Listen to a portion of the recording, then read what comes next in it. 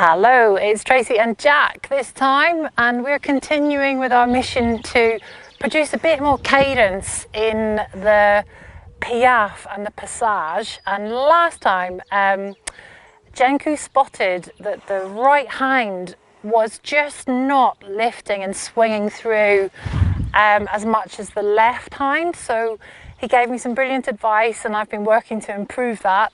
So I'd love to show you where we're up to with the Piaffe, and then also we've been just keeping going with the Spanish walk, and that's just his showpiece. He just loves that, so we'll hopefully do a little bit of that at the end as well. Okay, let's get going. Good boy. Wait. Good. On the whip hand. Energy. Swing, swing, swing, swing, swing, swing, swing, swing, swing, swing, swing, swing, swing, swing, swing.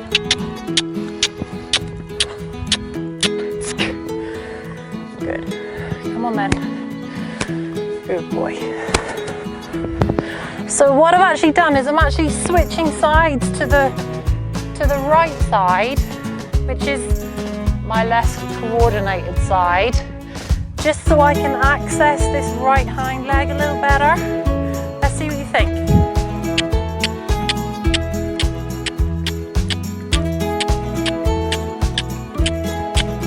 Come on. Swing, swing, swing, swing, swing, swing, swing. Better, good boy. I wish I could be really cool when I do it, Jenku, like you. I feel like I'm doing the hokey pokey and you're like dead composed. But it is an energy thing. I feel like I've got to put some energy into it. I hope I don't look silly. Here we go. Come on, right hind. Come, come, come, come. Swing, swing, swing, swing, swing, swing, swing, swing, swing, swing. Yes, come. Come, come, come, come, come, come. Good boy. Hey. Good. So that looks a little bit better. I'm probably doing so many things wrong, but I love how we never are met with criticism. I bet Jenku will say, it's not wrong, but may I suggest? Which is brilliant. I'll look forward to hearing from you, Jenku. Oh, and let me just show you the Spanish walk before I go. Come on, mister, this is your favourite. Four. Good.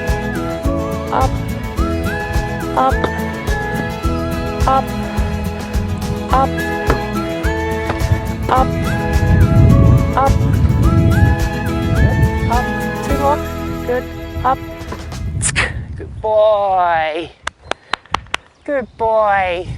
Thanks, Jenku, speak to you soon. Good morning, Tracy. It is so nice to see how you are just having fun with Jack and doing some really nice work. So this is not just about the level at which you're doing the work, but the fact that you are able to do it and have fun while you're doing it, rather than concentrating so hard on yourself and becoming a perfectionist and putting lots of pressure on yourself. And then ultimately, if you're putting pressure on yourself, you also land up then putting pressure on your horse, intentionally or unintentionally, just because it has to be absolutely perfect. And so it's not wrong to strive for perfection in the long run, but I think it is so important to rather just strive for excellence. And I can definitely see that that is coming along. So it's been pure joy just watching this video and thinking like, wow, what can I say that's going to help you to improve? Because it almost feels wrong to say, like you say, that was nice, but you can perhaps try this or this to try and improve it. So it's really nice to see. So I just want you to know that that is what it's all about for me. Is first of all, that your horse is having fun, that you are having fun, because ultimately then it doesn't matter how many times we have to repeat the same exercise, because it's fun to learn rather than going, oh, Now I have to do it all over again. It was not good enough. It's never good enough. I think I'm going to just give up. So it's so nice for me to see that. So it is, of course, always this left hand, even for me. And what I would like to share with you is an exercise that I've worked with for myself to help me to get better with my left hand. Because what is happening a little bit is, because you're working really hard and you're feeling it in your body, is that your hands are bouncing a little bit and your whole arm is doing this. So in order to help you to get your body stable and literally just make it about what you're doing in your wrist, I'm going to show you. So this long rope has got a splice at the end of it. And this splice is quite heavy, which makes it easier for it to swing. So literally just, if you watch just my wrist, as I start swinging it, my wrist, it's just in my wrist, this movement, rather than my whole arm going like this. And so it definitely helps to do this perhaps in front of a mirror, but you have to just make sure that you don't make contact with the mirror or the lights if you're doing it indoors. You can maybe look at a reflection in a window. That might also outdoors initially, just to get the feel of this. And then once you're able to do it one way, then you want to go and do it to the other way as well. So if you just watch my wrist, I can increase the flick in my wrist. So the rope, because of its weight, is actually helping to make my wrist more flexible.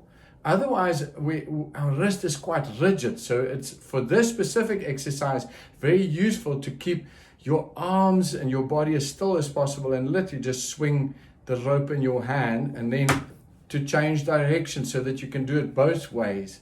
And the more you practice this, the more flexible your wrist will become, so that you can do things like this with it. Just don't smack yourself against it. So I think that's really important as a first thing, just to focus on training yourself to get really loose here, like, so that when you flick with the whip, you're literally just doing it in your wrist rather than your whole arm doing this. And then once you're able to isolate this, you'll feel that your body will also go more stable. So the second piece of advice that I would like to give you is, even though I'm almost 50, and most people, like younger people's mind, in South Africa, we have a term for older people, we call them oom. When they're older, 10 years older than you, they're called oom, which means uncle.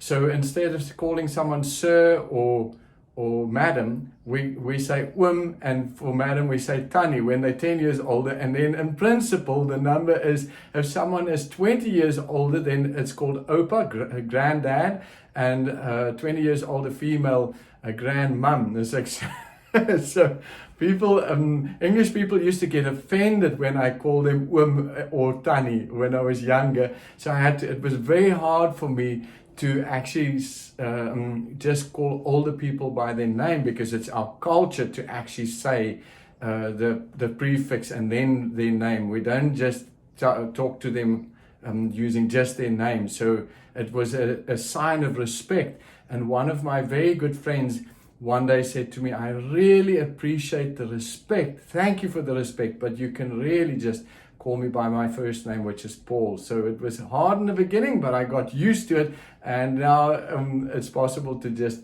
talk to people, call them by their name.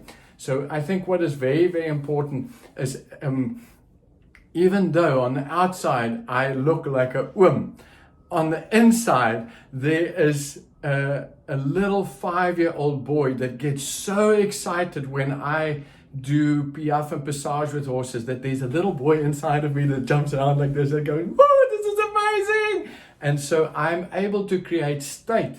And the state that I'm creating is internal. So I can raise my heart rate, raise my energy levels internally, and get excited. So as I'm explaining this to you, I'm actually feeling, it's like a tickly feeling here, a tickling feeling in my heart, and a tickling feeling in the pit of my stomach. Is like so I've learned, and the work that you've done with Senna, where you're able to get hard focus in your eyes and you inhale through your nostrils and you inflate your body, is like I've learned to be able to do that without going through all the motions. So with a little bit of practice, you will start finding that you can control this energy up and the energy down cue. So just to recap the energy down cue as well, is when I go energy down, I open my peripheral vision. So I'm literally seeing everything. I'm becoming conscious of the tree tops and the fence of the arena and the surface underneath here. I see all of this, and I pretty much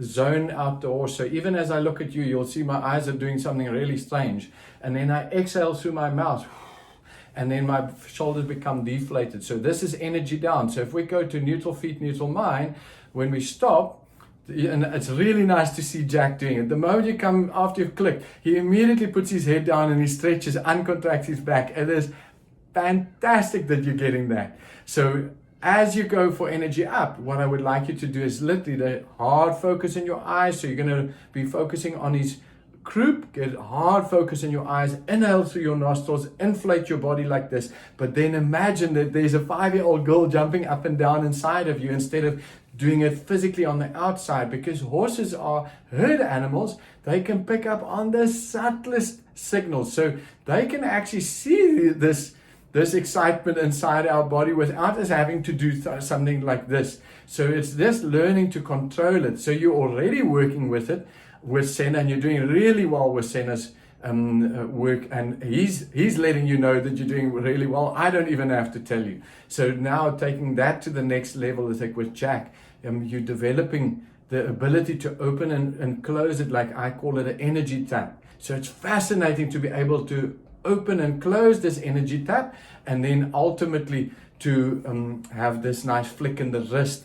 Other than that, I think that you're doing a stunning job with the Piaffe and the Spanish walk. So the exercises are starting to come more natural. It starts looking as if you're accessing physical flow. So even if not, and you are definitely accessing flow at a mental level, but if you didn't feel that you were accessing mental flow, you are definitely starting to show it externally that you are going into flow. So that is really nice. And normally if it happens externally, it's almost a given that it's happening on the inside as well. So the outside is a physical manifestation of what is happening on the inside. So when I watched it, it's like I was excited to watch the video. It wasn't just like, oh yeah, that's nice.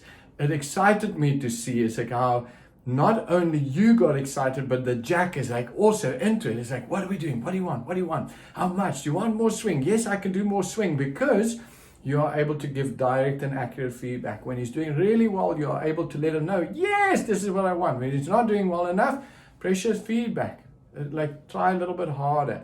And I think what is so nice to see is that there's pure joy with both Jack and you, and that I think is what it's about, because that's what's going to make it a spectator sport. That's what people want to see. Is like if you see a ballet dancer dancing, and if you don't know that they have blisters on their feet, but their face is like contorted like this because they're really sore, no one would want to watch ballet anymore. But the people have learned to separate. The pain stops here for a ballet dancer. So their body might be aching, their toes might have blisters on it, but their face always says, wow, this is amazing, I'm enjoying this is fun. So imagine if we didn't have to stop the pain here. Imagine if we could literally show that we are enjoying the process, that and the outcome, that it's pure joy. Imagine that.